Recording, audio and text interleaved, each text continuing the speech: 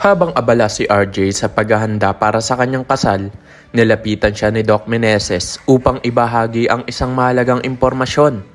Ikinwento ni Doc Meneses na naipag-usap siya kay Dr. Yang. Ayon kay Dr. Yang, hindi tunay na baliw si Carlos at nagpapanggap lamang ito upang makaiwas sa parusa sa pagkakakulong. Sa pagkakaroon ng matinding hinala, nagdesisyon si Dr. Yang na personal na puntahan si Carlos sa mental hospital upang kumpirmahin ang kanyang mga suspecha. Subalit sa kanyang pagdating doon ay naabutan na lang niya ang balitang nakatakas si Carlos. Mabilis na kumalat ang balita tungkol sa pagtakas niya, kaya't agad itong umabot sa mga taong nakakakilala sa kanya. Nang malaman ni Annalyn ang balita, dali-dali siyang tumawag kay Lola Susan upang ipaalam ang nangyari.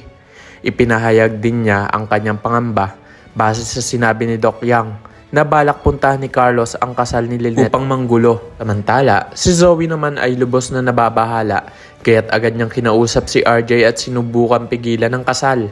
Tinanong siya ni RJ kung ano ang dahilan ng kanyang pag-aalala. Kahit alam ni Zoe ang katotohanan na may masamang balak si Carlos, hindi niya magawang sabihin ito ng diretso. May takot siyang mabisto ang lihim na sila ay mag-ama ni Carlos, isang bagay na hindi pa alam ni RJ. Naging matigas si RJ at sinabi kay Zoe na matagal na niyang hinihintay ang pagkakataong ito na makasal kay Lynette at hindi niya nais na ipagpaliban pa ang kanilang kasal. Dahil dito napilitan si Zoe na magbigay ng babala na may paparating na malaking sakuna.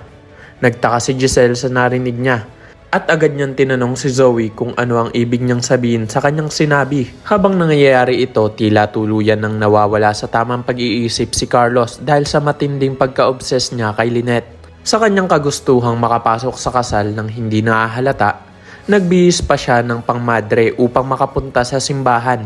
Sa isip ni Carlos, kung hindi mapupunta sa kanya si Lynette, ay mas mabuti pang wala nang makinabang sa kanya. Ngunit lingid sa kaalaman ni Carlos na kumalat na ang balita na siya ay nakatakas mula sa mental hospital at may balak manggulo sa kasal.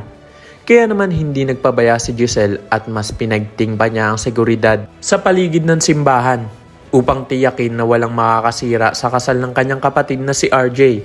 Sa oras na papasok na sana si Carlos sa simbahan, laking gulat niya nang siya ay harangin ng mga pulis.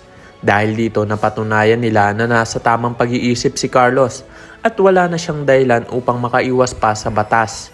Sa huli, si Carlos ay inaresto at hindi na siya makakatakas pa sa kanyang kapalaran. Diretso na siya sa kulungan kung saan siya nararapat. Yan ang mga dapat mo pang abangan. Kaya naman kung isa ka rin sa mga nagnanais na sana naman ay mahuli na itong si Carlos, ay click lamang ang like at subscribe button para updated ka lagi sa mga susunod ko pang i-upload. Malaya ka rin mag-iwan ng komento sa ibaba para sa iyong mga saloobin at suggestion. Maraming salamat sa iyong panonood.